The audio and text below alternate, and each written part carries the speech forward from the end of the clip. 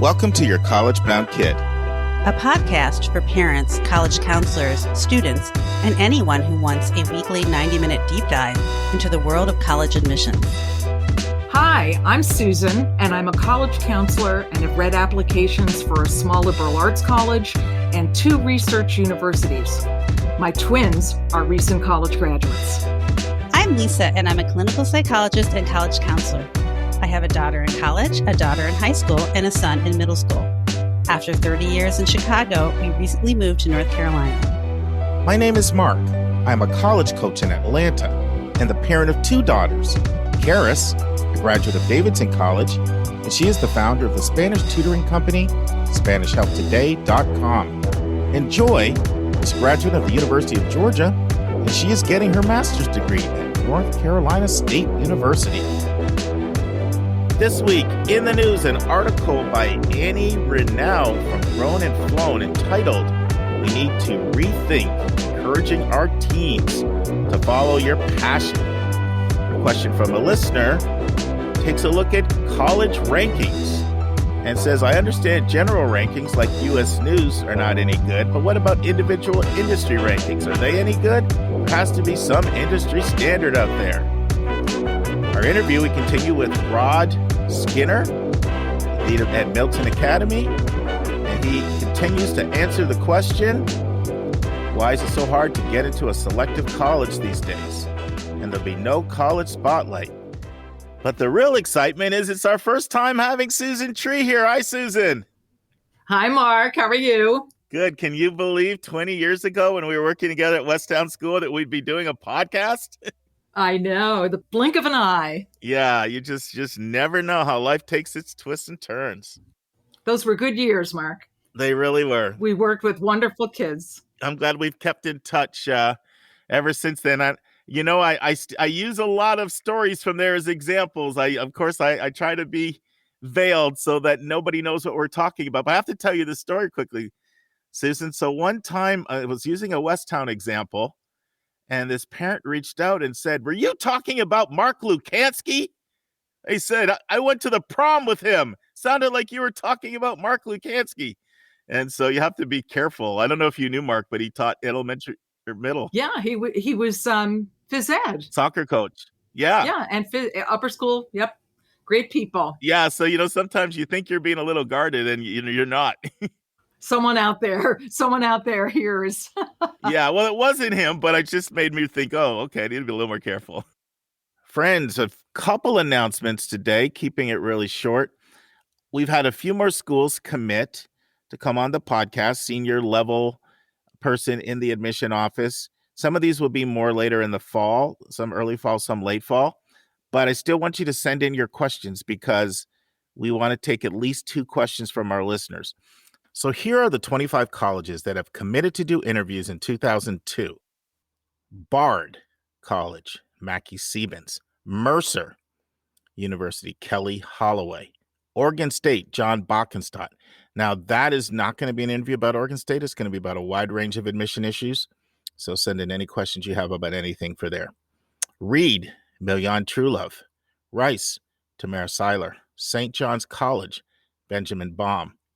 University of Pittsburgh, Tom Becker. American University, Andrea Felder. Texas Christian University, TCU, Heath Einstein. Michigan State University, John Ambrose. Pitzer, Yvonne Berriman. Chapman, Marcella Meja Martinez. Connecticut College, Andy Strickler. Trinity College, Anthony Berry. Trinity University, Justin Doty. Now, the thing about my interview with Justin is going to be about athletics. He's also going to have the athletic liaison on there. So if you have questions about playing at a Division III school, send them in. College of the Atlantic, Heather Albert. Spelman College, Chelsea Hawley. Scripps College, Victoria Romero. St. Louis University, Daniel Wood. Now, that interview is going to be about transferring. He's the transfer admission specialist. And so if you have questions about transferring, you want to send them in. University of Connecticut, Vern Granger. He's also the vice president for NACAC. Colby College, Randy Arsenault. Hamilton College, Peaches Valdez. University of Georgia, David Graves. Washington University, St. Louis, WashU. Ronnie Turner. University of Rochester, Robert Alexander. So some of the schools that committed this week were Colby College, Hamilton College, and the University of Georgia. So if any of those schools appeal to you, just remember to send in your questions. You can send them to questions@yourcollegeboundkid.com. To be honest, my absolute favorite way is if you'll follow us on Twitter at YCBK Podcast, and then just message me there, because what happens with email is I just get a glut of emails, and then they're lost. And if I don't tabulate it right away, I'm going back and looking at those questions. And sometimes people text me and the same thing, they can get lost. So they kind of stay in that message vault. So if you're open to that, my favorite way would just be to follow us at YCBK Podcast and then just message directly there. But either way, we'll take them. So for today, for our admissions tip, it's going to be Susan that's going to deliver it. And Susan and I were having a great conversation the other day, one of our great admissions conversations. We were talking about recommendations, and she said something. And when she said it, I said, I wish I would have shared that when I did my recommendation overview a couple of weeks ago. So Susan, why don't you share what we talked about, where we talked about the brag sheet versus how a student should approach a teacher.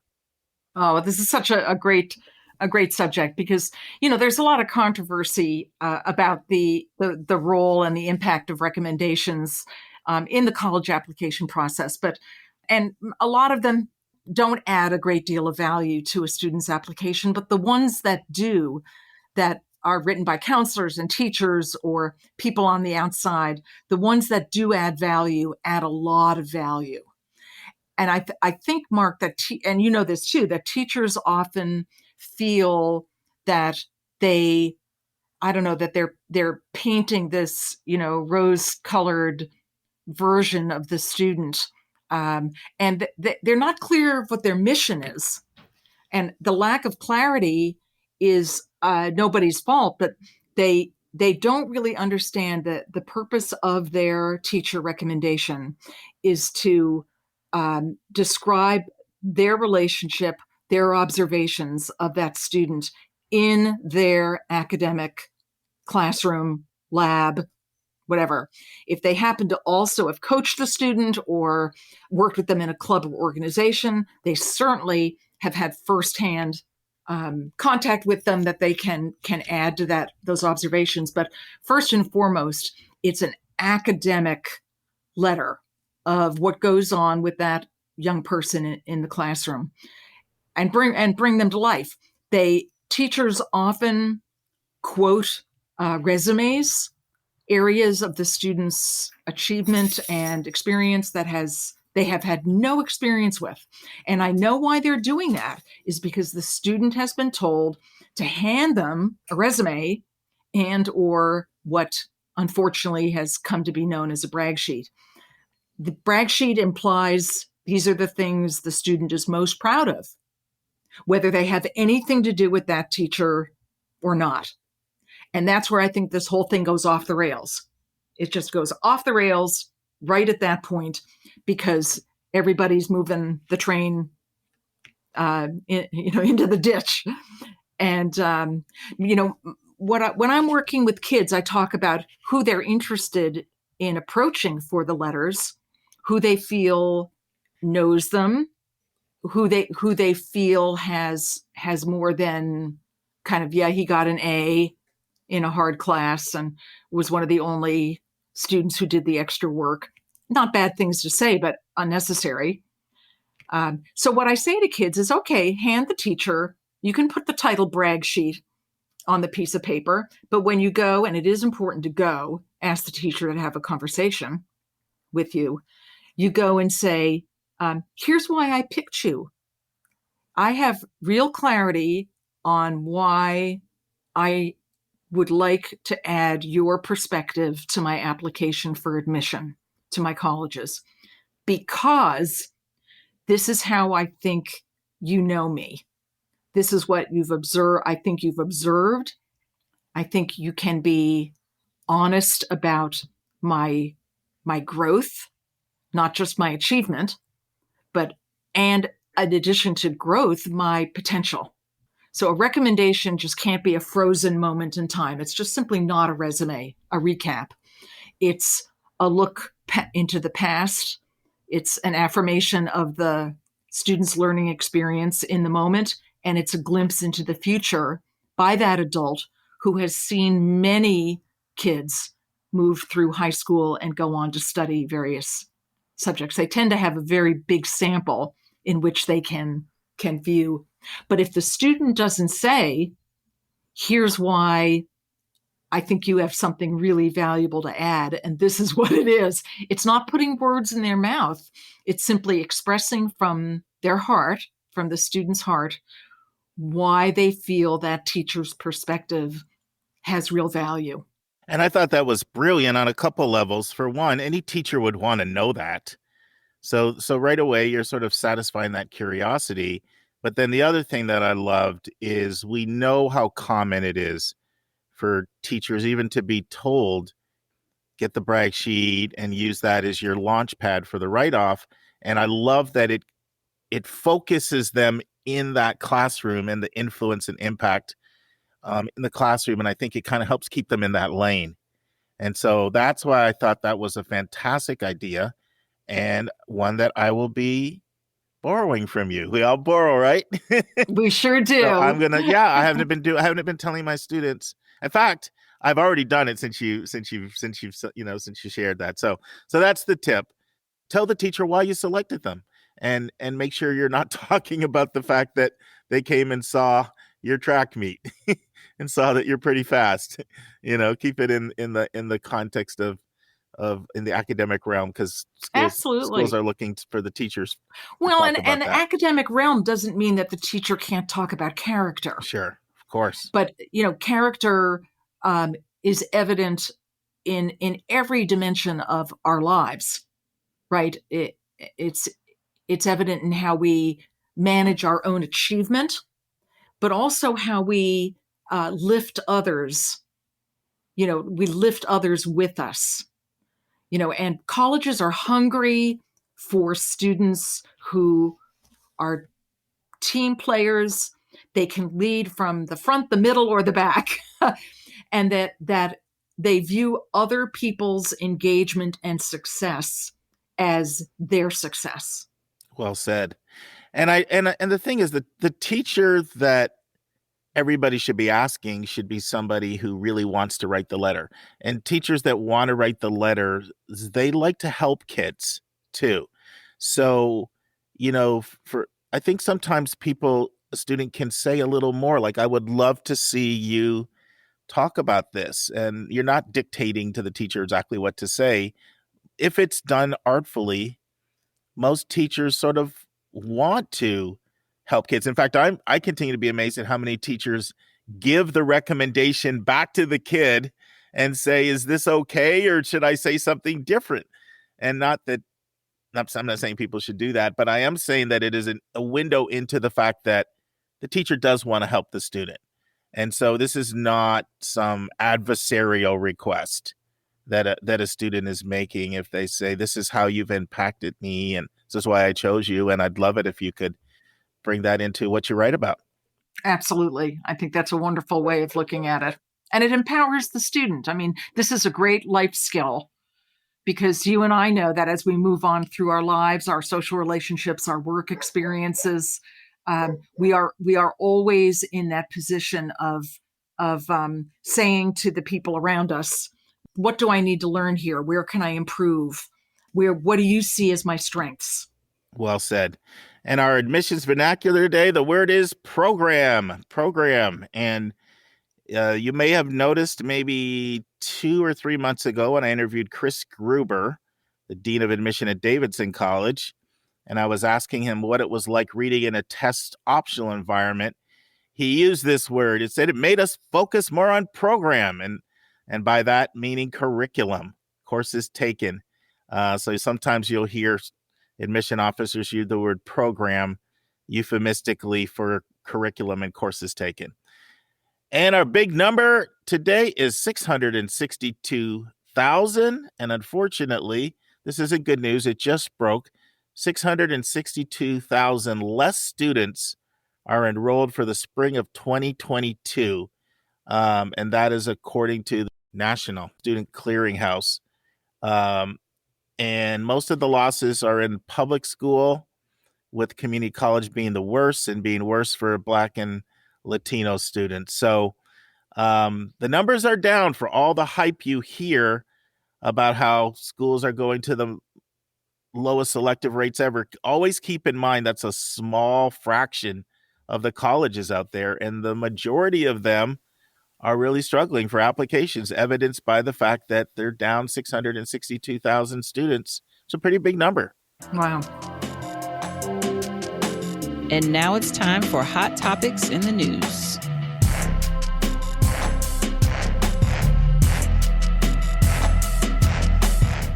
So let's dive into this article. So this article, it looks at, we need to rethink encouraging our teens to follow their passions, and it basically argues that the idea of pursuing your passions is highly overrated.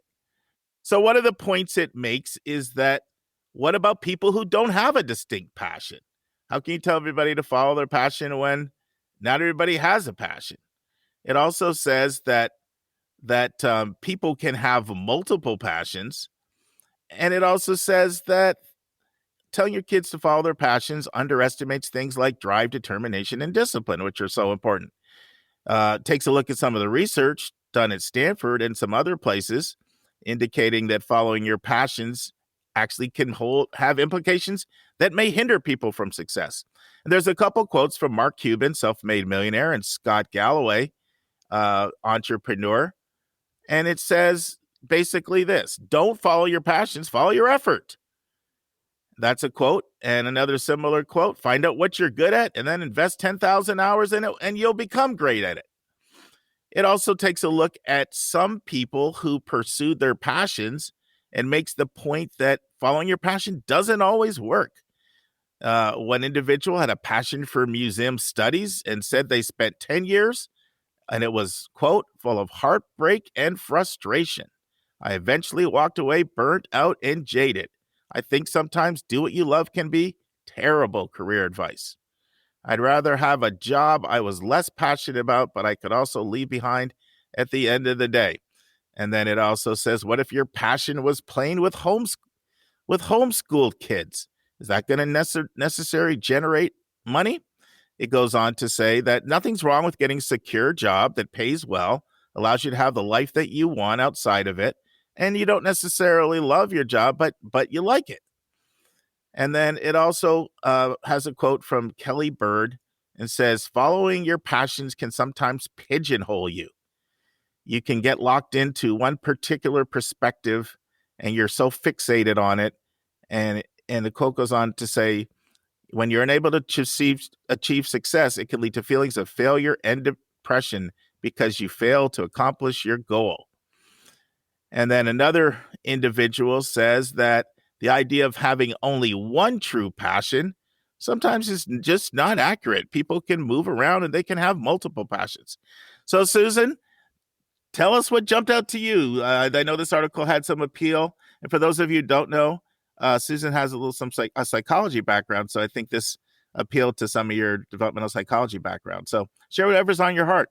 Yeah, no, you're right, Mark. I do have, I've always had a strong interest in developmental psychology, but chose to stay in school settings rather than go into any kind of clinical work, just because I loved the way that kids grew in those social settings, particularly when they hit adolescence and they start reframing their sense of identity and their sense of purpose and worth.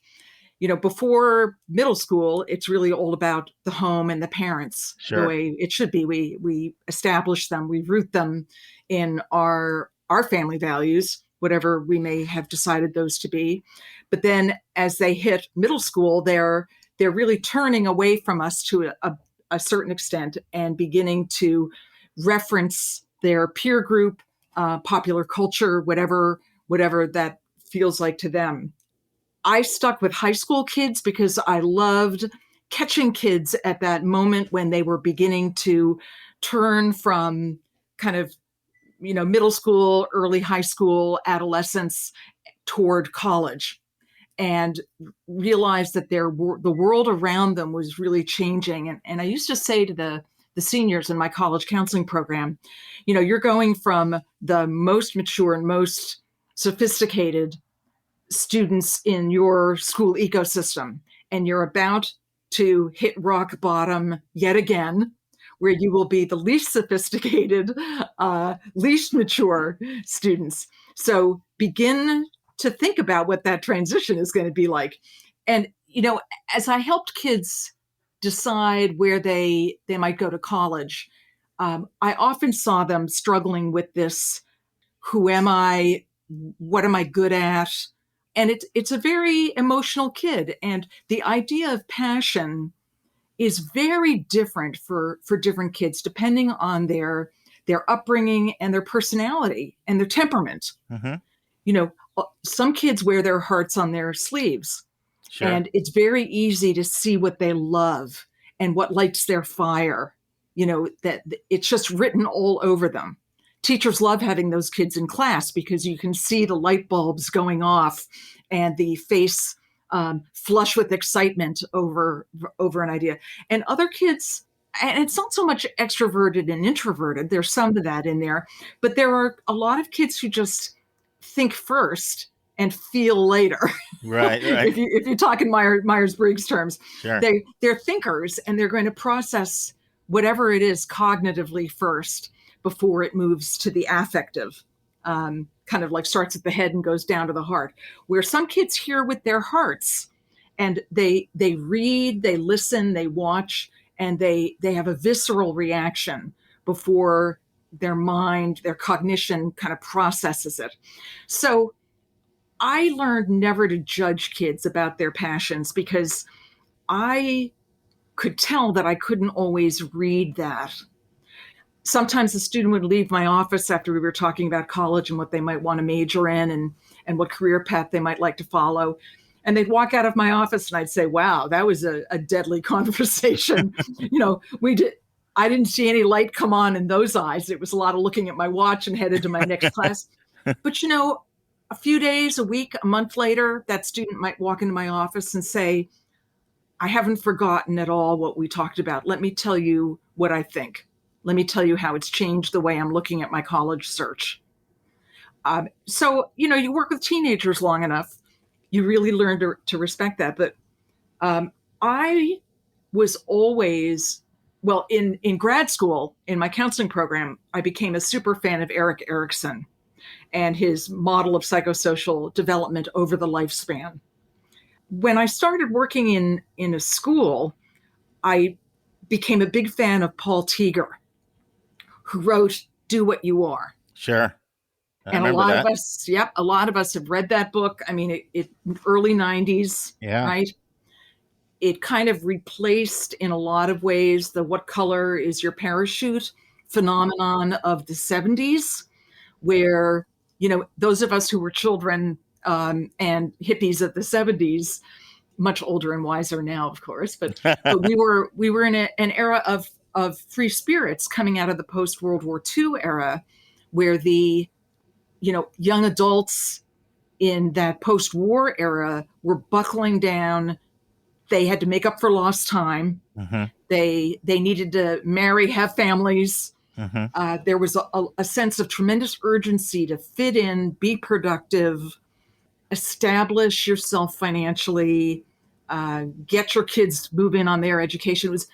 And the 60s and all the social unrest, from the civil rights movement to the women's movement to, the violence and disruption as we moved into the 70s. Vietnam and all that. Yeah, absolutely. And the don't trust anyone over 30 wave of antagonism, and whether it was the SDS, but we all know what we're talking about. We lost ourselves in a way, that generation of people in the 60s and 70s. And many people never really found themselves because they couldn't see themselves fitting back into that kind of Mayberry RFD, fit in, be productive, do what everybody expects you to do model. And then What Color is Your Parachute came out, which was one of the first pieces of research that tried to teach the importance of meaningful work and career success. And I think this whole idea of following your passion is disguised in a different language in that. And we're talking about the 70s. Paul Teacher then, another decade or so later, moved away from that language to the you do what you are perspective, which is you said it just a minute ago, Mark. You said the do what you love is the following your passion definition. Because if you don't love it, it's not worth doing and you'll be miserable and hate yourself forever, right? The do what you are model implied that there was not just orienting to emotions, but orienting to your innate talents and gifts. Paul Teacher believed that everybody was gifted. And coming out of a Quaker school environment, this is where we stood in the midst of all those kids. We believed exactly that everybody was gifted. And as adults in that school, our most important job was to help kids experience and believe in those gifts and stand on that bedrock of ability and self-respect. It wasn't so much like find out, what you love. Oh, you love baseball. That's awesome. So now go be a professional baseball player. There was a lack of connection with that between reality and kind of perception of what you might actually be good at. But do what you are kind of replaced the do what you love. Mm-hmm. And so it's interesting now when occasionally you see this reference to follow your passions, which is the do what you love, Mm-hmm. which is what you described, which can result in, no, not everybody can be president. No, not everybody can fill in the blank. And we love saying things like that to children because we would never in a million years want to thwart them. They'll make those discoveries, as they move through life. Well, one example that I used to give is just an NBA basketball player, Oh, yes. right? Like that's a really common thing. Is I shared maybe a month or so on the podcast. Dave and I, when we were young, our families traveled together all the time growing up. We took almost all our trips together. And we took a trip to Philadelphia in 1980, and we went to see the city championship basketball game with Overbrook High, where Will Chamberlain had played. It went to triple overtime. It was incredible. But what stood out to me was more than half of those players in the program, in the program, they had to list what they wanted to do growing up. They said, want to be a professional basketball player, and I knew then saying, come on, guys, but that's a that's an example of, I guess, this taken to an extreme where, and the president is another one you gave as an example, not everybody's going to be president. Not everybody's going to be LeBron James. So I definitely recognize the fault there, but I also think there's some truth in there. So there's nuance here. And, I oftentimes hear college admissions people say, I hate that word passion. You hear them say that. It's just so overused. You'll hear them say that. It needs to be defined. I mean, I both love and hate the phrase. Yes, because we look for inspiration anywhere we can find it. Sometimes we find it within ourselves.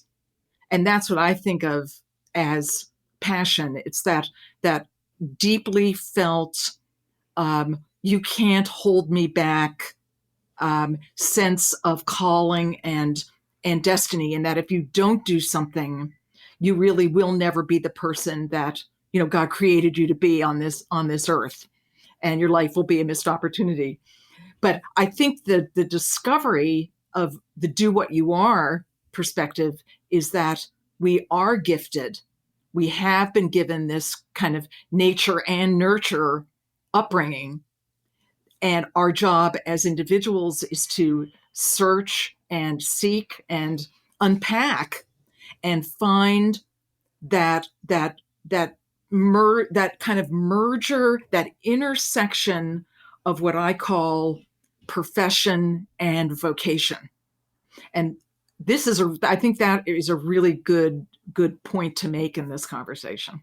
So would you say that you in general agree with the essence of this article or disagree? I mean, I know it's very nuanced. Well, the article is basically putting it down. Right. Right. Right. Annie Reneau sees the follow your passion as a kind of a naive and potentially damaging way to look at life. Now, what if Simone Biles hadn't followed her passion? Right. Or Michael Phelps or Joe Biden, or, we can all think of people who are successful and who are heroes to other people. Golly, that, and what made them, but what they discovered is their passion matched their ability. I mean, Susan, I would even say something like you and I, like we love working with kids. We love helping people in the admission process. I mean, you've been doing it since you graduated from college. And I remember, for me, when the lights went on for me, I've never looked back. So, you don't have to be somebody famous like Michael Phelps or Simone Biles.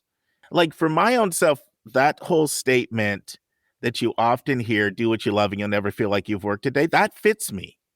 So that would be like my pushback a little bit on this, where I think she makes a lot of good points. Yes.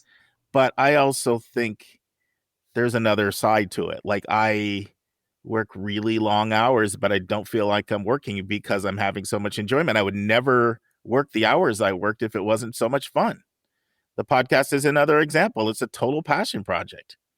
But Mark, that's because your vocation has met your profession. So when you think about this in the context of parents listening, there's some that may say, oh, my child, I know what it is. They've wanted to be a vet since they were really young and they can't get enough of it. Probably the larger number may not feel that way. And so is your advice, keep exposing kids to different things and see when the lights go off? Or is it the lights don't necessarily go off for everybody? And some people, they don't sort of have that where they find it. Like how would you encourage a parent to sort of guide their own kid through this journey if they have a child that doesn't sort of have any excitement about something? Well, I think the parent perspective is that they just haven't found it yet. And it might not be one thing. Sure. It may happen a lot later when they're actually done parenting with their parenting. No two children are on the same timetable. Sure. Right.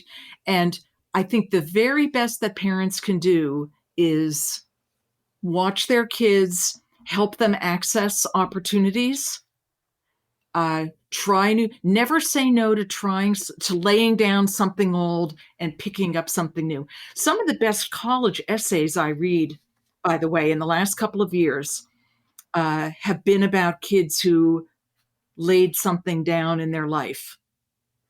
And it might have been their family couldn't afford it anymore, or the pandemic, of course, stopped it, or there was an injury, or they just didn't love it anymore. I remember when my own son, who was a superb young baseball player, which pleased his mother very much because I remember that. I remember you going to those games and him going to all the practices. Gosh. It was wonderful. And it was partially me that was loving it, right? Sure. And I remember the day he picked up a lacrosse stick. Yeah. And started throwing a ball around. And his athletic life was never the same. And, then I also remember when he picked up a tennis racket, and a man we were vacationing at the same place with watched him play tennis. He was probably in about 7th or 8th grade. And the man said, I'm a pro at Forest Lawn out on Long Island, where the US Open is held, and Forest Hills. No, Forest. One's a cemetery and one's a tennis stadium. Arthur Ashe Stadium out of there. And he looked at me and he went, he must stop all of his other sports now. Wow, I never heard this story. It was amazing. It's almost too late because he has to, if he throws himself into it now, he will be a D1 tennis player. Wow. So I thought, ooh, that's cool. Sure. I like the sound of that. And I talked to my son about it, and I said, what would you think about giving up your other sports and training, doing something year round? And at first he was kind of taken with, stardom. He had stars in his eyes. And then he was like, why would I ever want to do that? Miss all that fun? So for him, the fun was as much in the camaraderie Sure. of the team and the traveling and the esprit. It was less about the training and the fighting your way up a ladder. And I was very glad that it actually wasn't earlier in his life where I would have potentially made that decision for him. That's so insightful for him because, and our listeners, Susan's son Hamilton and my daughter Joy were classmates together. So That's right. Since age 4 until we moved away down here to Georgia when Joy was 10. Hamilton's heart. And we've gotten together, a few times since then, but Hamilton was always a great athlete. Joy went all the way through AAU, age 8 to 18, 17, completely determined that she was going to play. No idea other than I'm going to play. And then the colleges that were interested in her, there were about 6 of them that were really interested in her. She didn't like them. So she ended up not playing, even that all her friends, all her whole world, everybody played. She has 40 college basketball players, about 20, 25 D1 players. And later she came to appreciate that she didn't play because she came to realize later exactly what you said, Hamilton said. That was the social. It was going to Chicago and New Orleans and, and all the places they would travel. That was a lot of the fun. And I was able to get it other ways. So it's really insightful that Hamilton knew that at that young age. Well, it's the kind of sense of reading, knowing how to read your own heart, how to speak into that inner place and then listen for the answers. And I really believe that is a sacred process of learning to understand yourself, to be able to assess your experiences and your motivation. And, I talk with kids all the time about what they want to study in college. And, ever since I was started off in admissions in, my admissions career in the late 70s and all through the 80s, I worked for a college that tried to interview pretty much every applicant. That's not happening anymore. Well, Sure. Actually with online stuff, maybe. But I remember never saying to a student, what do you want to major in? That was the wrong question. Yeah. The right question was, what are you looking forward to studying? Yeah. That's an important distinction. It really is. And kids are bifurcated right now on that very issue because, all of us parents and college counselors who work with the college applications, I just experienced this morning with one of my students. We were in the common application. I was showing her how to figure out college by college, how they ask about your academic interests. And there were the liberal arts colleges that said, give us three fields of study you're interested in. And it was a drop-down menu with all their majors. And she goes, well, how am I only going to say 3? Sure. There was environmental studies, but then there was Spanish. And then there was, what about business? I'm interested in blah, blah, and on she went. And then we went to another college on the common application where first you had to identify the undergraduate school Sure. within the university. So immediately business was over there, engineering was over there, allied health was over there, and arts and sciences was over here. And she goes, but.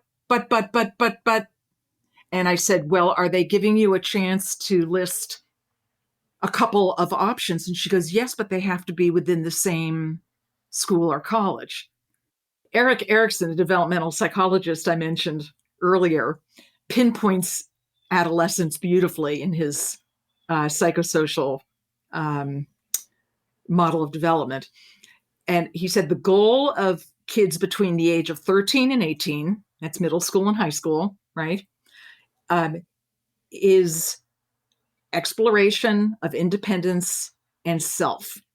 So it's like for the first time, they're holding up a mirror to their face and saying, who am I? But the parent isn't either holding the mirror or giving them kind of the answers, right? And the outcome of this period of growth for kids is identity. The downside, the flip side of the identity goal is what's called role confusion.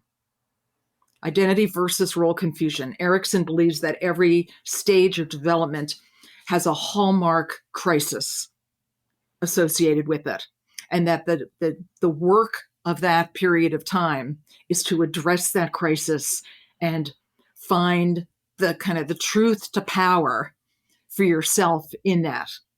And so it's, it's all about making mistakes and being mad at your parents and stepping away from family values to see if you want to come back to them. Of course, one of the most painful things for parents ever. Sure.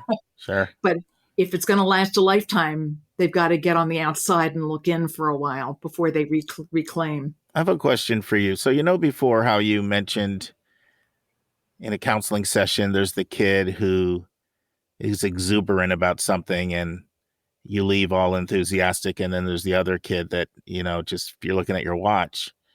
What's your experience reading applications with the student that doesn't communicate a lot of passion? Do you feel they're at a disadvantage? Some people can come off multi-interested, and that can be very exciting in a lot of ways because it can showcase their intellectual curiosity. I always say to people, you want to be multi-interested, not interested in nothing, But I think we know how the person that is passionate and everything lines up from the recommendations to the activities to what they put in their writing, and it feels genuine. I think we know how that can read. That can get somebody really excited, especially if it doesn't feel contrived and, some professional told them to do this, if it feels really authentic. But what's your experience with the person that hasn't found themselves yet? How do you feel? Do you feel they're at a disadvantage in how their application reads? I don't think that's what puts them at a disadvantage, because the exuberant, passionate kid can also come across as unrealistic and even a Pollyanna or a Save the Whales or what the colleges want to see, whether the student is kind of very verbal and very extroverted, very in touch with their feelings, or very analytical, kind of very left brain. And this really isn't gender. For a while it was, it seemed like we had all the boys on the left side of the brain and all the girls on the right. That stopped. That probably stopped about 30 years ago when girls felt more at liberty to develop their analytical and intellectual horsepower. We found out that it's not so much gender associated.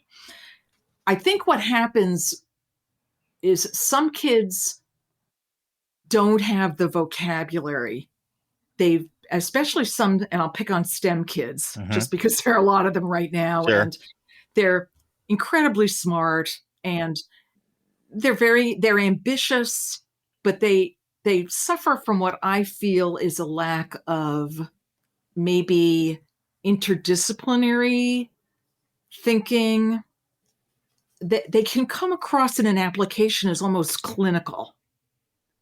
And that's where their comfort zone is.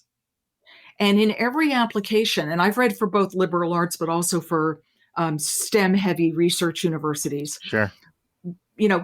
What we all know about scientific methodology, and this I find is a very freeing thing to say to a STEM teenager, is I say, okay, you must know scientific methodology. Oh yeah, sure. What does it end with? And they say, well, conclusion.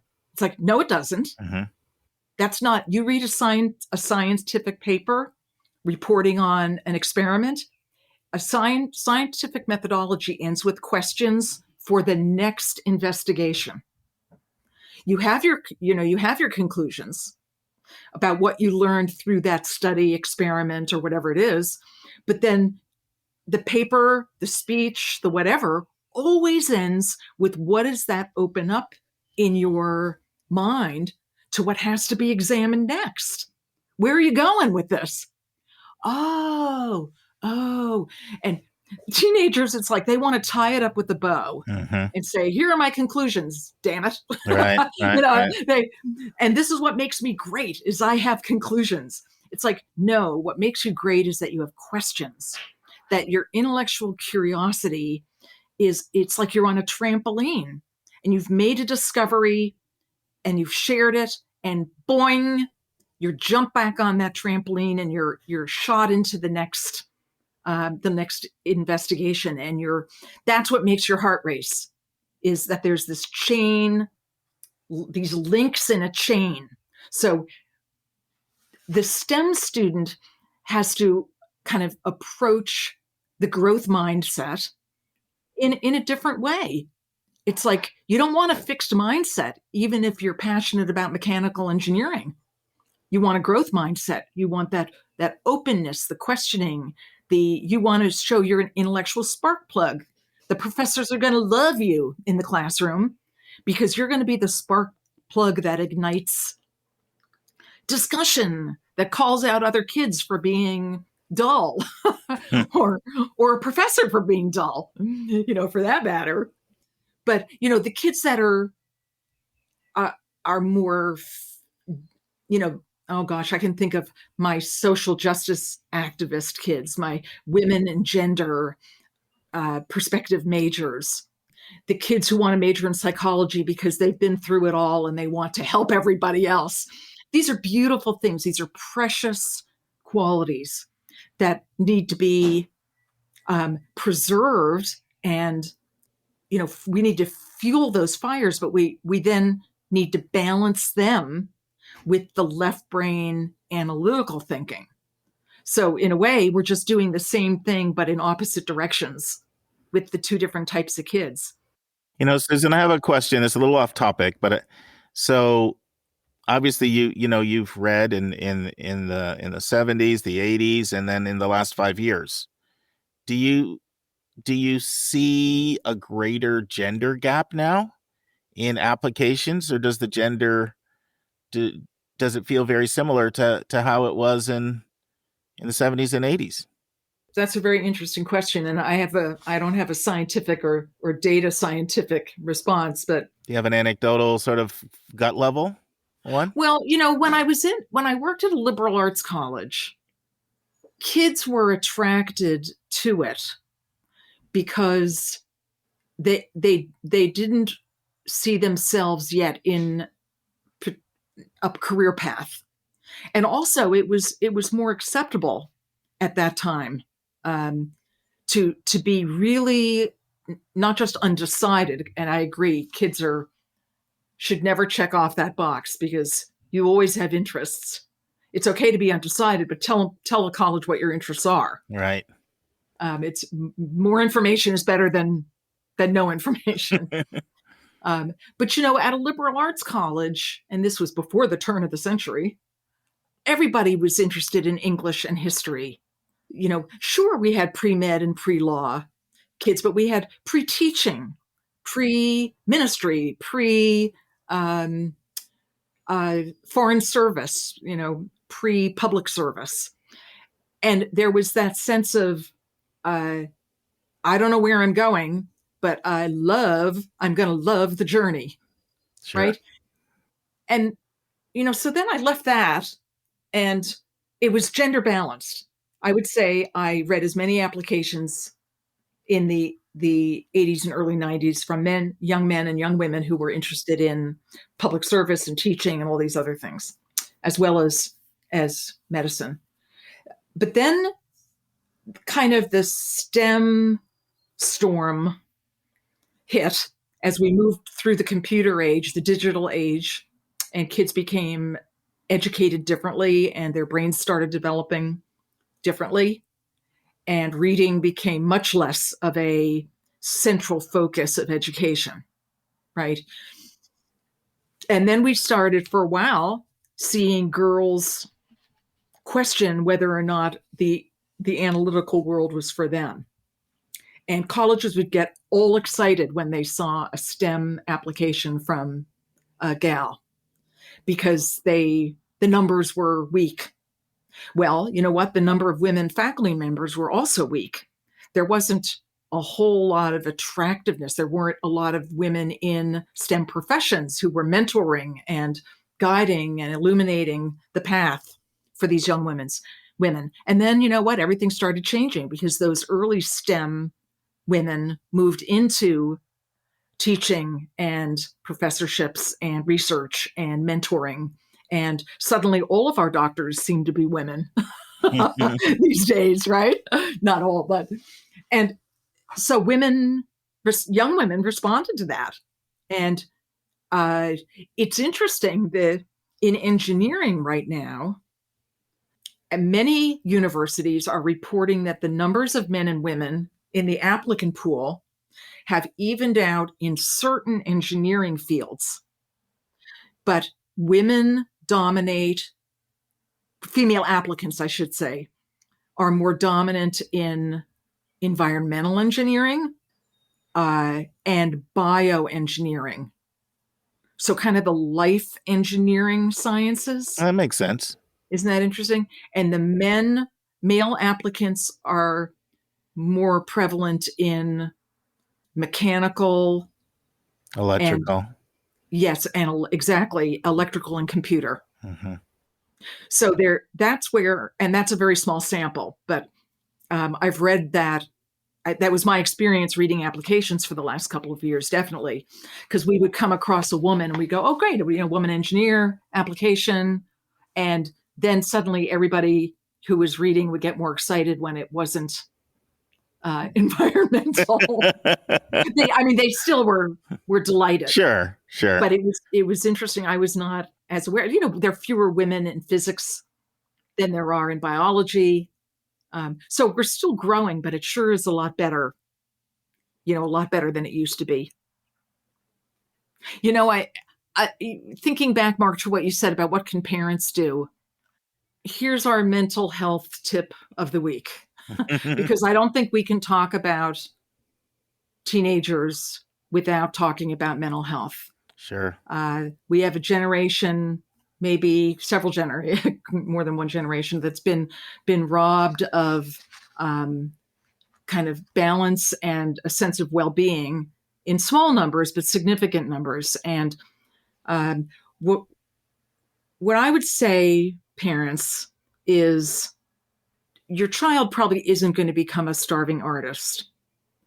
Kids these days tend to calibrate pretty quickly in terms of the difference between doing something and not finding prosperity in it. When I say prosperity, I mean prosperity of spirit and mind and financial. That's the realistic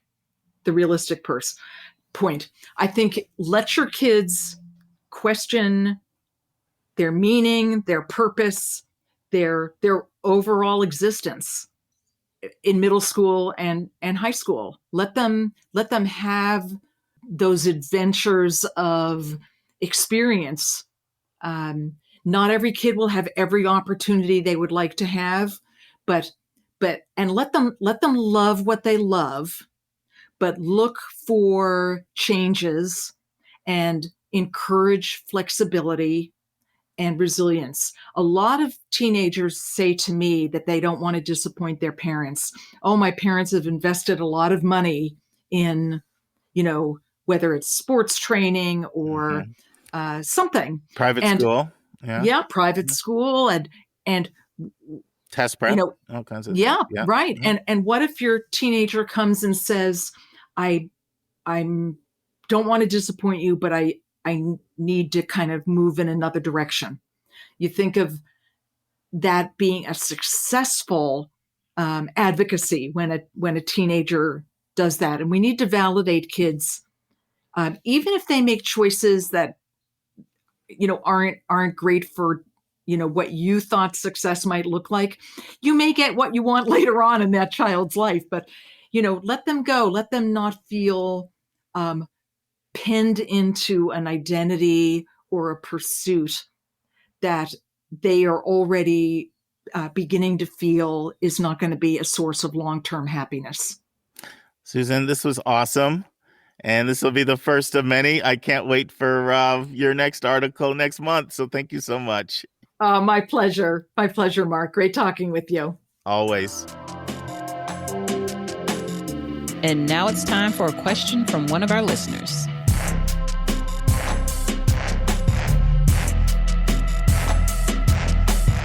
Lisa, can you believe we're going to twice a week? I can't imagine how this is going to go over. Either people will be really happy or they'll be unhappy. And I guess you can always turn it off. But no, it's really exciting. I think we can explore a lot more topics more rapidly. And I'm excited to see where it goes. So, yeah, I think especially there's a lot we can do. We could certainly have a lot more student interviews. We can have a lot more interviews with college personnel in different departments. Like I said, 1 out of 3 of our listeners has a kid in college. We can explore that a lot more. And we can interview a lot more senior leaders at colleges. So, and even just different people. You can interview some psychologists. We can, I don't know, it just opens up a lot of things. And I don't always have to be there. You can do interviews without me. That's how I get a word in edgewise. Yeah, that's right. That's how you kick me to the curb. I'll take the next 5 in a row. All the stuff I've been holding back. No, I'm just kidding. It's all good. All right. So let me start by saying one thing that I think would surprise you if you were in admissions. This is more true at the more highly selective, highly competitive schools. It is extremely common for students to found a charity or a nonprofit that's targeted toward the underprivileged. It is just extremely common.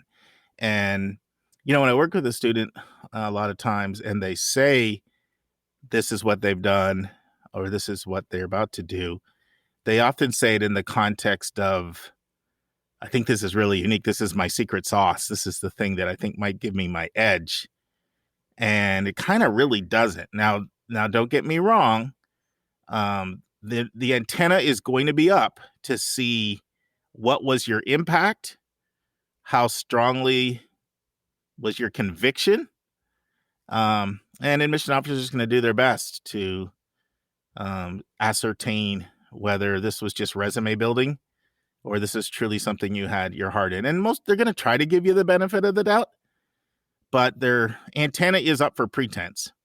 And it is not going to have a novel type effect unless the impact is just so substantial. Any thoughts on that, Lisa? It's always great to help the underprivileged in whatever way you can. And I think it's probably a great experience for kids developmentally to, Sure. To do that. Like, I guess you really have to do it because you're trying to do good and not just because you're trying to look good to Harvard or Yale, I guess. Yeah. And another thing, this is more similar. Students really, especially students of means, they feel as if their resources are going to hurt them.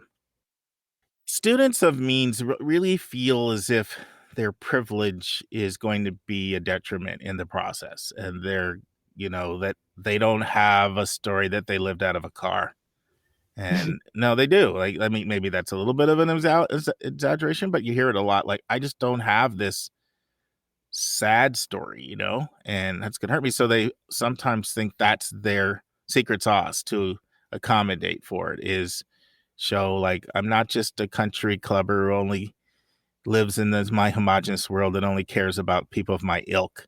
I'll show my concern for the less fortunate.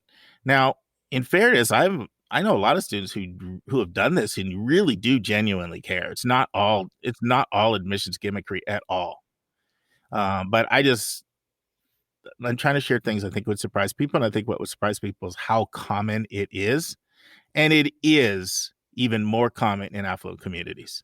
I Yeah. do think that something's got out there into the consultant world or something that has told people, show your concern for the less fortunate by starting this charity. Right. Right. Yeah. I was working with a student who is, in that affluent world, and he did a really great job with his charity. I mean, it was incredibly successful. It was a model that got picked up all across the country, but he was really upset one day. He's like, I can't believe it. Like mine is an actual nonprofit organization. These other ones are just shams for college admissions. And he could tell the difference. So yeah, it's definitely out there. No, and that student ended up doing well. So I know who you're referring Yes. to. So good for that. So awesome. Well, we have 2 questions today from the same person in the great state of Pennsylvania. So take it away. Sure. This listener introduces her questions by saying, I have a college sophomore and a high school senior, so I've gone through the process twice. It is exhausting. I hear that. I have 2 questions. In searching for colleges, we looked at rankings depending on what the student's area of study was: business, film, animation, international relations, etc. The rankings we found were Poets and Quants Undergrad, Hollywood Reporter, Animation Review, and Foreign Policy. I had heard about US News, but not the other rankings. How can we determine if they are truly industry valid rankings? I know that rankings don't dictate success, but the search has to start somewhere, and it's just one more data point. Sure. So I'm glad that she disparaged general rankings because, I'm not going to miss an opportunity to pull the hatchet out and go at that. Yes, of course. Yeah. I mean, just something as simple as if you want to do meteorology. I mean, University of Oklahoma is as good as it gets, but that's not on any top list of overall rankings. If you want to do puppetry, University of Connecticut is as good as it gets. Oh, really? I want to do puppetry. Yeah, they're the only ones with the masters. The only program that has a master's next year. Yeah.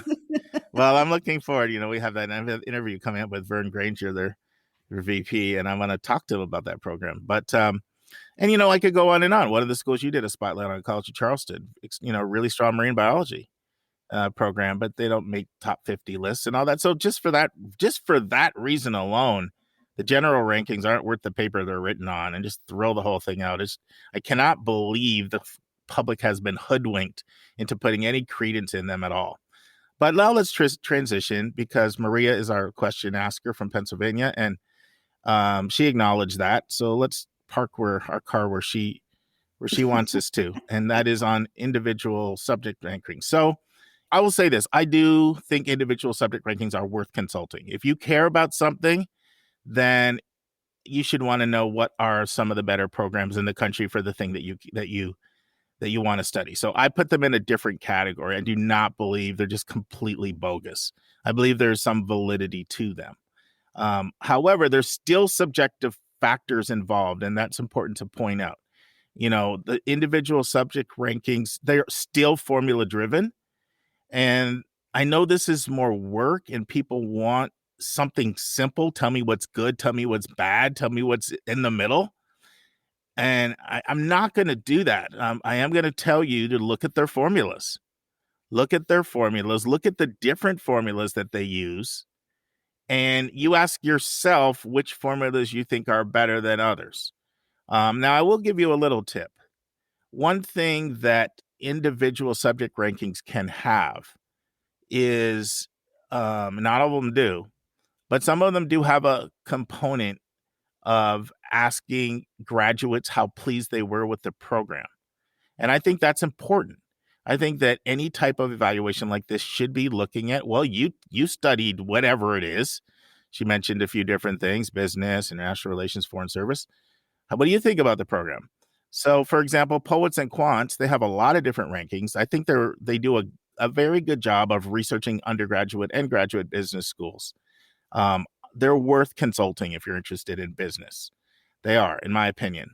And one of the rankings they have, which I like, they surveyed over 10,000 people, and they just asked people, like, would they recommend their undergraduate business school? Mm-hmm. And interesting, people may not be surprised, Wharton came out number 1 in the most recent one. TCU number 2, Kelly in Indiana number 3. Now, you still need to look at things like sample size because you say, "Ooh, a survey 10,400, that's a lot," but how many is it per school? Right. And I've right. noticed that there's a pretty big swing when I look at the rankings from the year before. So even those kinds of rankings, I like to look at them for like 3 to 5 years, and they're not all equal. So I'd say look at the formulas. You're going to see a variety of different schools. There is no one accepted standard, industry standard. US News is the one that's the most quoted, but that's only because they're seen as pioneering the rankings industry in 1983. And so they were first, and so they got a head start. Other people have developed much better formulas in most cases. But what I typically find, I would also say consult multiple ones. Yeah. Look at their formulas, consult multiple ones, and you still need to put them through your own grid. Do you want to be in a city or not? Do you want to be close to home or far away from home? What size are you looking for? What type of teaching style? How much are they charging? Are they affordable? So you still can't let them divorce your mind from engaging your mind and putting them through your own prism. But I do feel they can be good at identifying a group of schools that these are some of the best ones. Right. And if they keep like generally, like, if you look at a few rankings and like the same 20 schools keep being mentioned, who kind of doesn't matter the order, then you can probably assume that those schools, are pretty well thought of in that field and do a good job. I would agree with that. Just kind of start looking at what works for me. What do I think I have a good chance of getting into? Where do I want to live? That kind of stuff. Because number 1 versus number 10, it's meaningless. Yeah. There was a student I worked with, Susan and I worked with him together at Westtown way back in 2003 or 4, I think it was. It was a while ago. And his name was Ben. I won't say his last name, of course. But he was great. And I liked his whole approach.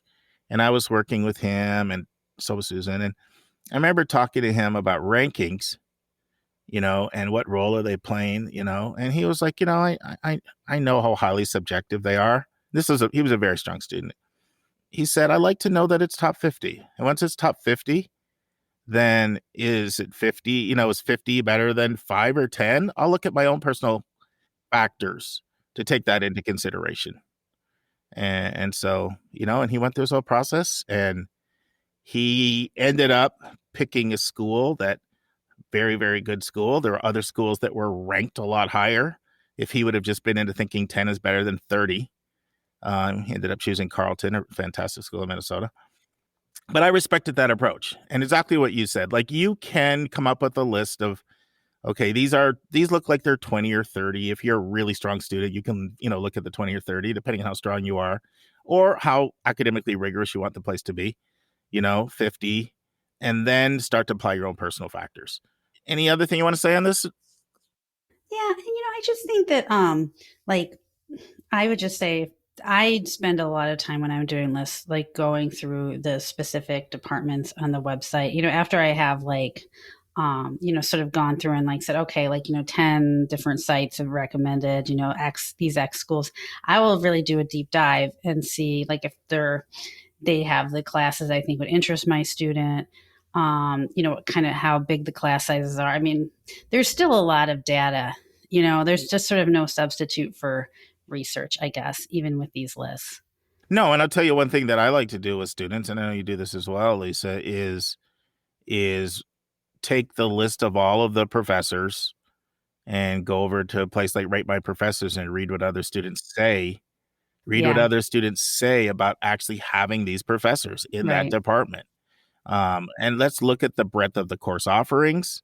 Let's look at the backgrounds of the faculty. All of these things are really, really important. And I would also say, even if you like one formula more than others, like for a while, I really liked some stuff that Business Week was doing on their formula in business schools, but it still isn't gospel. Mm-mm. But but it was a formula that I respected more because it had a component of student survey, and it was a really large number. It was alumni feedback. And then they interviewed employers and to see employers' experiences with graduates. And I can't remember the third factor, but I thought, okay, this is a better formula than a lot of others. But I still know that doesn't mean that I should go to 28 over 45, and I still would warn people because of what I said a while ago, that numbers have a tendency to do voodoo on the brain. Like, one thing you'll never hear me say, this school is ranked 6th, and even in majors, I don't do it. I will No. say, like, arguably in the conversation for one of the best schools in the country, especially like if I'm talking about, I'll say what I said before, puppetry for UConn, or let's go back to those examples, or you want to be a weatherman. They got all that stuff is there at Oklahoma. Like, those are in the conversation. I'll say these are in the conversations for the top programs in their respective fields. Yeah. Now, one other thing I want to say about this, sometimes I find that there are like magazines or like these little niche productions in the field, and sometimes those are really good. Like, I find there's some of the better ones. Like, let's say, like, for example, I'm working with a student that's a ballet dancer, and you can get some of these niche publications, these ballet magazines and things. And once again, they can be a good way of surfacing a list. So hopefully that answers your question. I do think they're worth consulting. I consult them. Lisa consults them. But we also put them in perspective, and we don't take their word as gospel. And we're looking at formulas. We're looking at multiple ones. Right. And there you go. Go ahead, Maria. All right. So her second question is, it was very difficult and at times impossible to find acceptance rates for a specific school within a university. For example, NYU Tisch, LMU Film and TV, Villanova Undergrad Business, and Georgetown SFS. Is there a way to find out? The acceptance rate for each school/program can vary greatly from the whole of the university. So she's absolutely right that the acceptance rates can vary greatly. And sometimes, those are masks. They're not put out there. They're not that easy to find. And I don't always understand. I wish schools would be more transparent on that. So let's just take Georgetown School of Foreign Service. Why not put that out there? I want to shout out UVA. UVA does a really, really good job of being transparent with their numbers and putting that stuff out there. And they're kind of a model to me of what everybody could do. So what I say, there's a couple of things you could do in these instances. One is, this is a place sometimes where some sources I don't often refer, but they can play a role. And I'm talking about things like Reddit and College Confidential. They sometimes have these conversations on there where they link to articles in there. And if you can handle the fact that there's more junk than jewels in most of those places, they do have some good nuggets. And so that's one place where you can search and find that. The other thing is, I'll give you an example of a student I'm working with in the West Coast, very interested in direct admit nursing programs, and trying to get a sense of what the acceptance rate is like. Can we go by the overall acceptance rate of the school to get a sense of the acceptance rate for those programs? And so I gave her a project to reach out to all the schools individually and to ask them what their acceptance rate were. I'm very interested in your program. And about 60% of them told her directly. So there are times when schools will tell you if you ask them, but they don't publish the material. And so it's absolutely worth asking. It's not seen as an inappropriate question. You should ask it. And so that's what I do there. I ask directly. And I do sometimes go to some of these niche places that have niche discussions on niche topics. And I try to make sure it's not some 15-year-old telling me, oh, it's a 17% acceptance rate. I try to consider the source. And a lot of times I look particularly for when articles are linked. Mm-hmm. And so anything else you want to add to that, Lisa? No, I mean, I think it's a good point, because I think people assume like, oh, well, this school has, an X% acceptance rates. Let's say like the one that comes to mind for me is the University of Illinois, Urbana-Champaign. Sure. So if you apply to the school, let's say you're in state and you apply to the School of Art, liberal arts and sciences, maybe you have like a 40% chance, 45% chance. But if you apply to computer science or engineering, you're going to go into a single digit situation, and so it really does. It's good if you can find that out to set out your expectation. Especially computer science. Yeah. UIUC. Yeah, that's a brutal admit. I want to say something that I want to slightly correct something I said before. I said I don't know why schools do it. There is one reason why they do it. It's completely understandable. As soon as certain schools reveal the fact that this particular program has this higher admit rate, then that's what some people will all of a sudden tell you that's what they want to major in, even that they don't. So, I mean, I know that for a fact. I have students that ask me that, and it's kind of somewhat understandable from a strategy standpoint. Even that, of course, I'm not a fan of like trying to pretend you're interested in something other than what you are to get in. But you can understand how the brain would think, okay, if Right. I really want to go to this school and this particular pathway is easier for me to get in, then maybe I will, especially if I can find something over there that I think interests me. If I'm not just completely fabricating that I think I'm interested, maybe I have that conversation with students at least every other month, maybe more than that. Right. Right. So that's one reason why schools don't reveal that, is because they feel like, people are just going to start targeting the places with the higher admits and pretend that they're interested.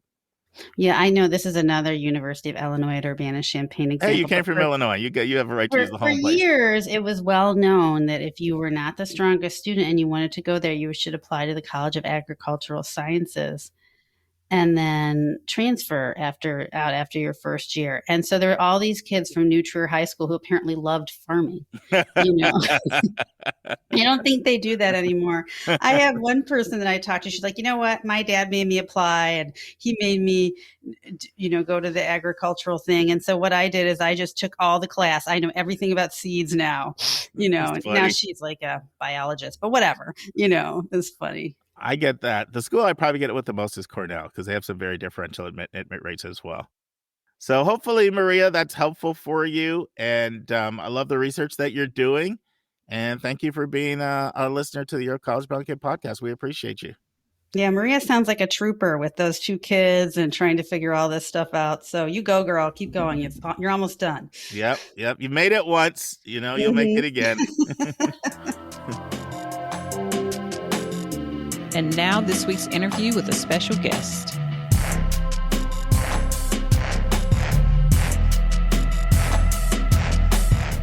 Friends, it's time for the third and final part of my interview with Rod Skinner, the highly esteemed Dean of College Counseling at Milton Academy in Boston.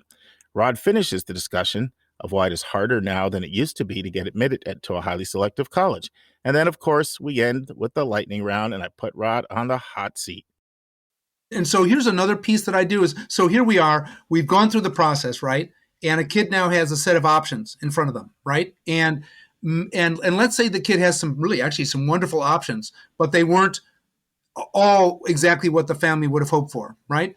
Right. And let's say even that the kid is excited about a school that the parent isn't excited about. Let's add that element, all right? So one of the things I also do in talking with families is say, I'll tell you what, check in with the career counseling office. If let's just say they're an econ major, I don't know what they would. Let's say they're an econ major. What happens to econ majors at that school? Ask your career counselor at that school, what does that mean in terms of internships, jobs, etc. And ask that of every school you're thinking about. And what you'll begin to see is that actually you're in pretty good shape no matter where you go. That's what those conversations show. And I think that's really important. Yeah. Because the other thing besides prestige is that people honestly really do believe, not all, but some, a sizable number, that they're going to have significant career limitations if they don't get that, right? Like sometimes they really think, like kind of like you said in the documentary, that they're all of a sudden on a completely different career trajectory. And I think if we're being nuanced, there are a few professions where that can matter, like, certain Wall Street jobs and maybe some management consulting companies, or maybe on the law school side, certain corporate law jobs. But that's a very small number of jobs of all the jobs that are out there. Yeah. I mean, here's another example that it's a family one, actually. I have a nephew who was one of those kids who was attracted to University of Alabama because he had good enough test scores and they offered a tuition. Sure, big merit money, yeah. Yeah. So he went there and into engineering and specifically AI work, and got such a great training there that now 2 years out, he's in the leadership training program at Lockheed Martin. I mean, you can succeed from a lot of places. Yeah, and a lot of people don't know, Alabama, 4 of the last 5 years, it's been more than 60% out of state. Yeah, So, it's one of the public schools where you actually can meet people from all over the country. yeah, They've been had such robust recruitment with their regional admission officers all over. right. So I wanna come back to Try Harder, the documentary, which you mentioned earlier. You and I have talked about it off air. We've talked about it a lot on here, so most of our listeners have probably heard it. But, for those who haven't, the documentary talks about the obsession some students have with basing their whole life around trying to attend what one person in the documentary calls a top 20 school. And it shows in vivid ways the toll it takes on teenagers' mental health. I know mental health is a subject you care really deeply about, Rod.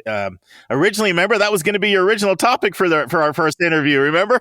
Yep. Yeah. Yeah. So we went to this after we brought Dr. Lisa Ruff on our team. But what would you like to share about the threat to mental health that the college process can take on teens, and any suggestions or any advice? What do you want to share to help minimize the damage there? Well, I think the parents have such an important part to play in this. They just do, and I think there's a couple things I would. There's a lot I would say, but here's some quick things I would say. One is that the more the parent is a listener as opposed to a director, the better. Because every child has their own life essence, and it's not necessarily going to be the one we expected them to have, or even the one we wanted them to have. And we need to give them the freedom to sort of gravitate to where they really need to be. And the only way to do that is to listen and give some latitude. So that's one piece. So I would say the more you can. There's William Damon has a book, is a big person in terms of research on purpose, right? Mm-hmm. And he has said that our role as adults is not to dictate, but to watch for the sparks and help the kids fan it into flames, which I think is a great way of thinking about it. And so that requires being attentive. That requires putting our own ego on the shelf, so we're really watching. And it's not easy work. I'm not saying that. I've been through 2 kids in the college process. I can tell you it's not easy work. But you have to do it for the sake of the kid.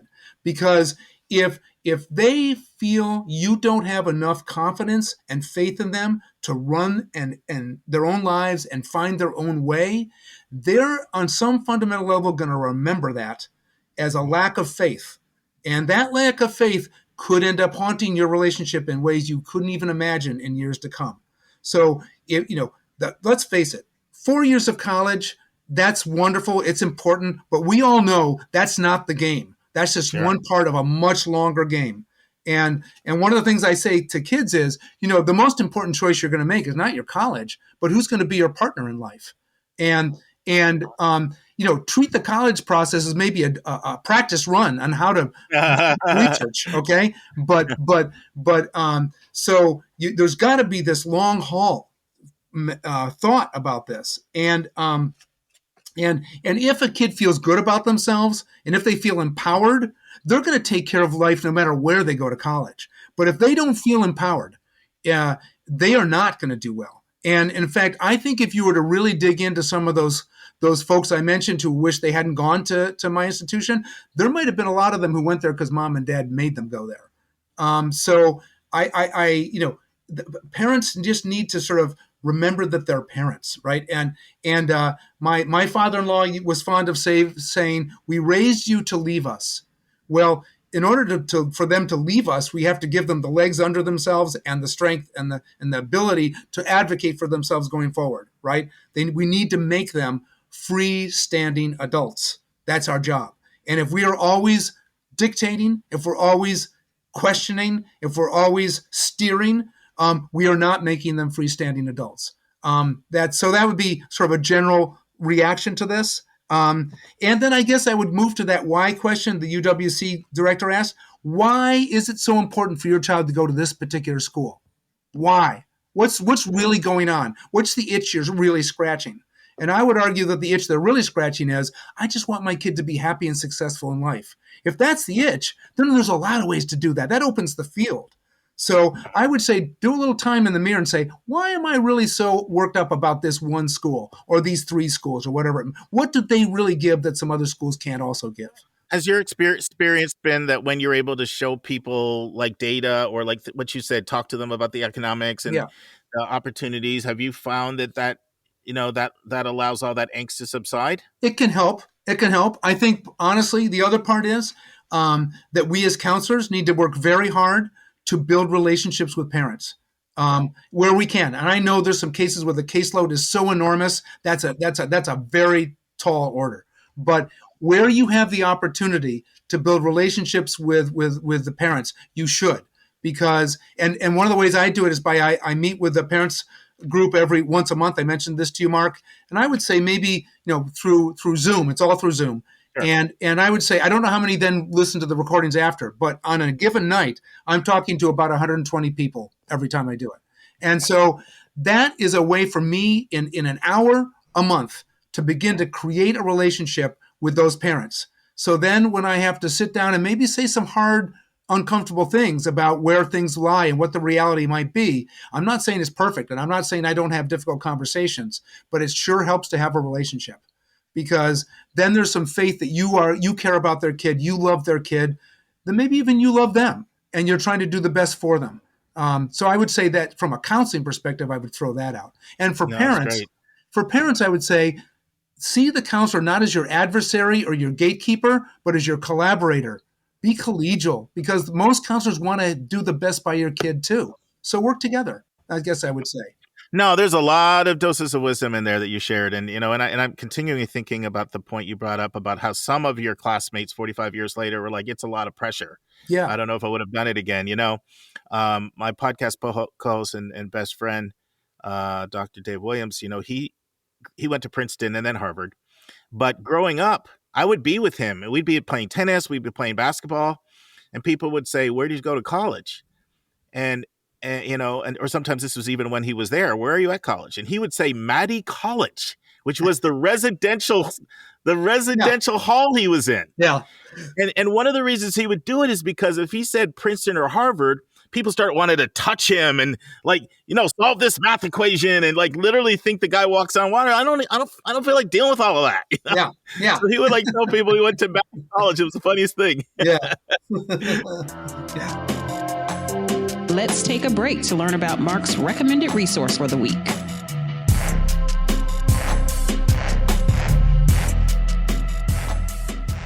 Friends, I often refer to us as our listening family. We are a community of people seeking knowledge about college so we can help our kids to reach their full potential. And one of our listeners who exemplifies this is Natasha Chen. Natasha sent me a great recommended resource, and I've sent it to several college counselors, and they have all found the website to be very helpful. The website is ctas.substack, that's substack.com. And here's how CTAS describes themselves on LinkedIn. We are working to remedy business gaps on both the student and college sides in higher education to make the industry's customized, opaque approach to pricing and student onboarding more transparent and easier to navigate. Join us as we build a network interface that gives students the support and knowledge they need to pursue their college career. So our surveys show that one thing our listeners love the most is admission trends. And this website has trends galore with data. So if you want to see whether a school has gotten more selective or less selective from one year to the next, they have great data on things like that, particularly for 100 or so schools. I strongly recommend you sign up for their newsletter. We will now return to the final part of my interview with Rod Skinner.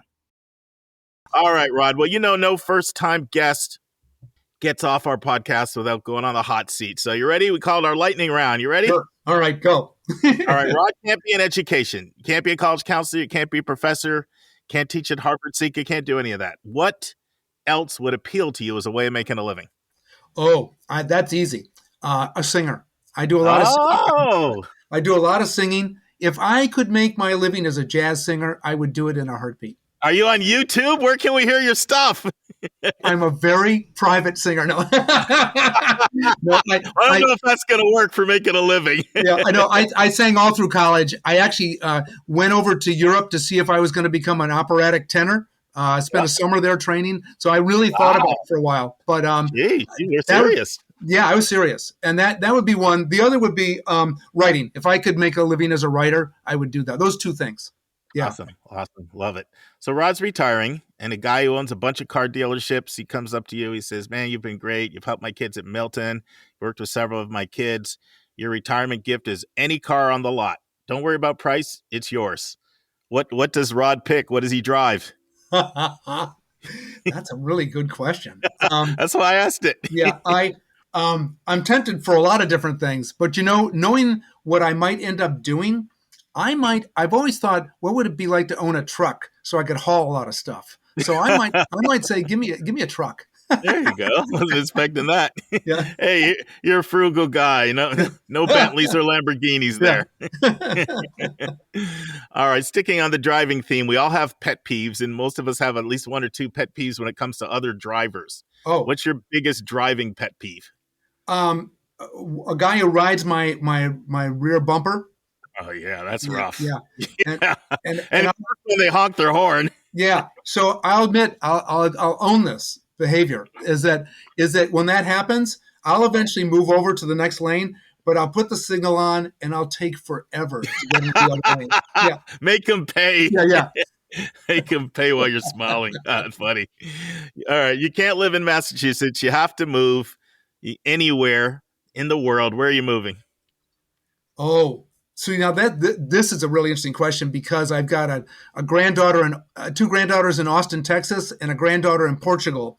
I got to say, I spent 2 weeks in Portugal. That is one beautiful place. I'd like to try that. Let's put it that way. Yeah. Awesome. Yeah.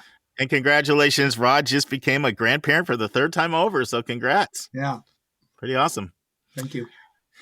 So a lot of people visit Boston, as you know, Beantown, colleges everywhere, right? Yeah. This is so tough. I'm going to give you two choices. Name two restaurants that you recommend for all of our listeners that are going to visit Boston schools, have a meal at while they're in Boston. Wow. Well, there was one I would have recommended that was one of the oldest restaurants in Boston. It was wonderful, called Marliave, Marliave, and it is a victim of COVID. It is gone. Ouch. Yeah. Let's see. What would I pick? Oh, okay. Oleana is great. Middle Eastern, really, really good stuff. Right. What section of Boston? What's the closest? It's actually Cambridge near Central Square. Okay. Yeah. I've been there. Yeah. Really good. There's a lot of great places. Sure. Where else? Oh, here. So this is the jazz thing. Okay. It used to be called Thelonious Monkfish, but I don't know what it's called now. But it's actually a jazz sushi place. It might be just called Monkfish now. I'm not sure. Anyway, that's one I would say. If you're going to do donuts, by the way, in the Boston area, I love donuts. Donut King in Quincy, I would recommend. But let's see, what else? I got to think of one other place. You know what you need to do is send this tape to all the owners and say, hey, how about a free meal? I just gave you some good marketing. Yeah. I mean, the fact is the Boston food scene is really darn good. Oh, here's another one. If you like Middle Eastern Afghani food, it's right down near MIT. It's called Helmand. Very good. Yeah. How's that spelled? Helmand, like Helmand Province in Afghanistan. Okay. Yeah. Nice. Good stuff.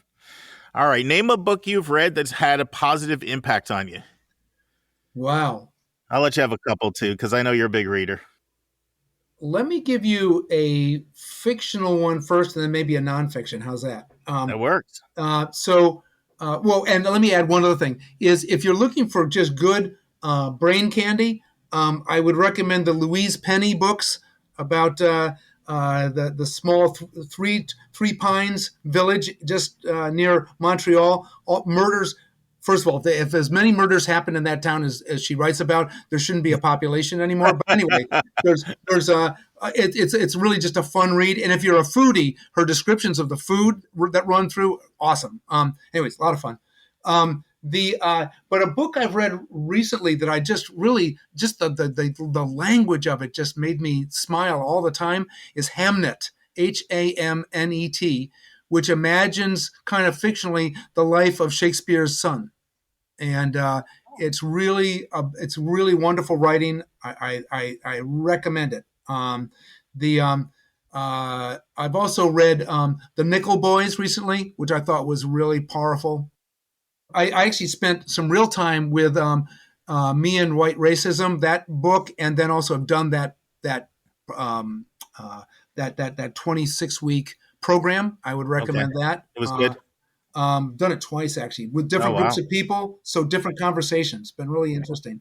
The book I'm reading right now, I may have mentioned it to you, is called The Body Keeps the Score. You have mentioned that to me before. Yeah, and it's a book that came out about 10 plus years ago, but it's become a bestseller again because it tries to get at the physiology of trauma and what constitutes true trauma. And there's been so much use of the word traumatic during the COVID time that people, I think, are really trying to figure out, so what is traumatic and what is simply, really painfully inconvenient, right? And so I'm reading it trying to kind of figure that out and help me sort of suss out myself and my population, and also help families suss out kind of where the real pain is for them, So it's a very good book. The Body Keeps the Score. Awesome. Final question, but it's a three-parter. Your best advice to three groups: college counselors, students, and parents. Wow. There's one I would give for all three groups, which is don't lose your sense of humor. Wow. That's a good one. If my uncle used to say, always have a little jingle in your pocket. And I think there's a way in which we can treat this like a life and death process when it's not. Sure. And so trying to find the lightness, trying to bring air into the room, I would say for all three groups is important. There we go. Good stuff. So for counselors, always be incredibly straightforward. Always be on top of the game, anticipate stuff, but always be straight and direct with the families, because what they really want is the truth. And if the truth happens to be, hey, I messed up, you own that, you hit it, and you move on, right? I like it. Yeah. Good stuff. Yeah. With kids, part of what I said earlier, just remember this is only the next 4 years, not your whole life, right? Right. But the more important thing I would say is be fierce about holding on to your own voice. Don't let anyone co-opt this process. Don't let anyone take over. This is your life, your decision, your chance to explore yourself. Don't shortchange that. Dig deep, find the uncomfortable things, find the joyous things, and if you do that, no matter where you end up in college, you're going to feel good about yourself. No, I like it because so oftentimes students can be so influenced by peers. Yeah. Peers and parents, but so often influenced by peers. And if they can find their own voice and I like it, good stuff. And then parents? The parents. So I'm going to play off a quote that came out a while ago from, I think he's still the president at Wesleyan, at a parent orientation, where that's back when helicopter parent was the big term. Now it's drone parent and lawnmower parent and all that. But back then it was helicopter parent. And he said, let's be realistic. You're not going to just suddenly leave your kids' lives. You're not going to suddenly disappear. You have to be a part of them. So what we would ask is just increase the altitude a bit. Give your kid a little more space to make their mistakes and figure things out. Give them room, right? And I think I would see that as part of a larger piece of advice, which would be, this is a very potentially wonderful time in terms of the relationship you have with your child, because it's where you can be a real voice of wisdom and a guide as they begin to figure out who they really are and what really matters. So make this a time of wonder, make this a time of mutual discovery, make this a time of collaboration, make this a time of love. Love it. Awesome. Rod, this has been fantastic. I want to thank you so much for coming on. I also want to thank you for supporting Julia. Oh, yeah. Julia Esquivel will be joining us in our counselor rotation, discussing hot topics in the news. And, you've made a pretty awesome hire with her. She's pretty... Yeah. She's a real gift, and I know our listeners will benefit from hearing her voice. And Yeah. I've told many people, I've even said it on the podcast, that your admission office is my favorite one. Oh. And I've said it on the podcast. I mean it. I'm not just saying this because you're here. And so I love how you work with your team of counselors and how you collaborate and pool your knowledge and wisdom. And it was 4 years in the making, but it was worth the wait. So thanks, Rod. I really appreciate it. Well, thank you for sticking with me, Mark. It's been a real pleasure and an honor to be here. I've really enjoyed this. Thank you. Awesome. Yeah. Awesome. Let's stay in touch. Thanks, Rod. Okay. Bye-bye. Bye. Next week in the news, episode 228. Friends, our first Monday podcast ever goes live on June 6th. Remember, our Monday podcasts are interview-only podcasts. Our interview will be with Scott Muir, the project director of the National Humanities Alliance. Scott works at the National Humanities Alliance, which is a member-supported coalition dedicated to advocating for the value of the humanities in communities and on campus. He leads a project entitled Study the Humanities.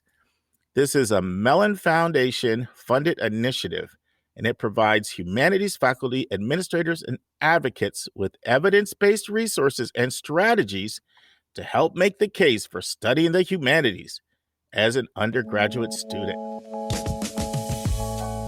And that's our show.